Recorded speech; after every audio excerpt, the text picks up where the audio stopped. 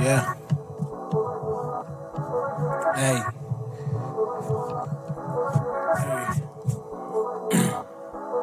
Yeah. Oh, what it is, yeah, it's been a minute. What it is, good people. I am your host, Raps in the Guru Temple. R-A-P-S-O-A. Raps, don't forget it. So welcome back to a new episode of InMusic. Thank you very much for making it all the way back to today. This is a Friday, so you know what we're going to be doing. It's Behind the Industry, and today's episode is part 2 of music rights. Now, last week we touched on a little bit of things. We did the introduction to everything that we're going to be talking about further into today. So, without wasting any more of your time, let's get straight into it. Now, last week we talked about upstream and downstream rights, and that is the copyright in composition and the copyright in sound recording. Now, the copyright in composition we touched on, we said is owned by a couple of people, and those people are the composers, which are made up of the lyricist, possibly the producer, the writer, and in often cases the publisher, depending on the contract that they may have with the composers. Now, all those rights are managed on a case-by-case basis. Like, for example, if there's a sync right in place, which is the right to synchronize the song with the visual medium, any form of a visual medium, either it be a movie, an advert, or any other form of a visual medium. Now, when this happens, you, as the composer, it's your right to go and ask, what are you going to be using in your visual? Are you going to be using the instrumental, which then means the producer is the one that needs to get paid? Are you using my lyrics, which then the lyricist needs to get paid, and the writer if they are two different people? So this is how they managed on a case-by-case basis. But we're going to be focusing on two main ones under the copyright in composition, which are mechanical rights and public performance rights. Now, it sounds like a lot, right? I'm rambling and I'm moving so quick through it. So I'm going to start slowing down. Now, the mechanical rights refers to the rights that exist when your work is reproduced. Now, reproduced in the form of pressed on a CD, whether it be a digital download or it's bought digitally, or any form of work that when the master recording is put out, that will exist. Now, this is protected or administrated by CAPASO, which is for the composers and all the authors and writers union. So they make sure that your work is protected once it's put out there. Now, public performance rights explains itself, so it's for when your work is being performed in public, and make sure that composers gets what's owed to them, and this is administrated by SAMRO. That's it. That's the first part. We move to the downstream rights, and the downstream rights, as we've said, refers to the copyright in sound recording.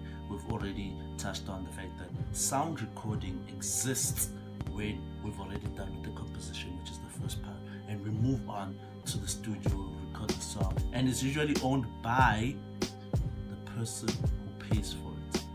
Okay, build your own studios, own your own work. Now, the one thing that these two copyrights have in common is that usually they are owned by the record label. So even when you're an independent artist, do start a record label, because they're the ones who are more likely expected to deal with all of these rights. So, independent or not, register and sign yourself.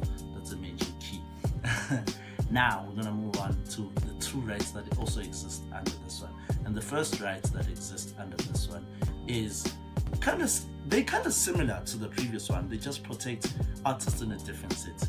And the first right is the right to broadcast of music videos, and the second right is kind of basically the same thing as a public performance right, because it protects the performer of the music.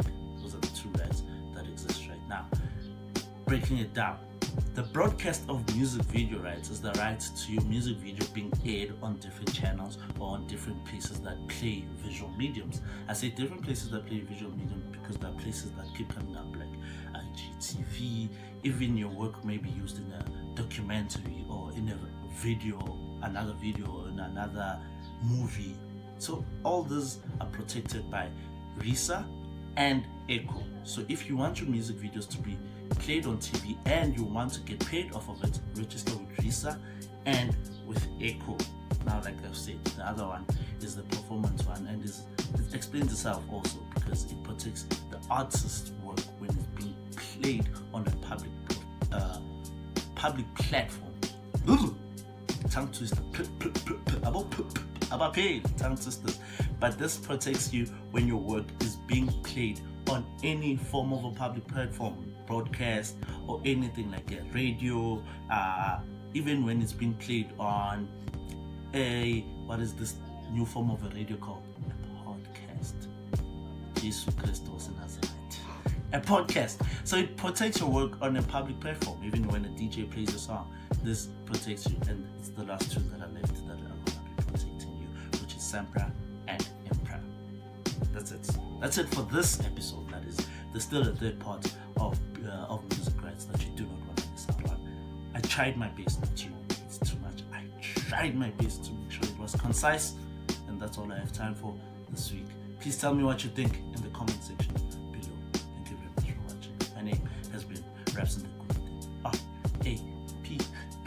RAPSN, and I'm out with love.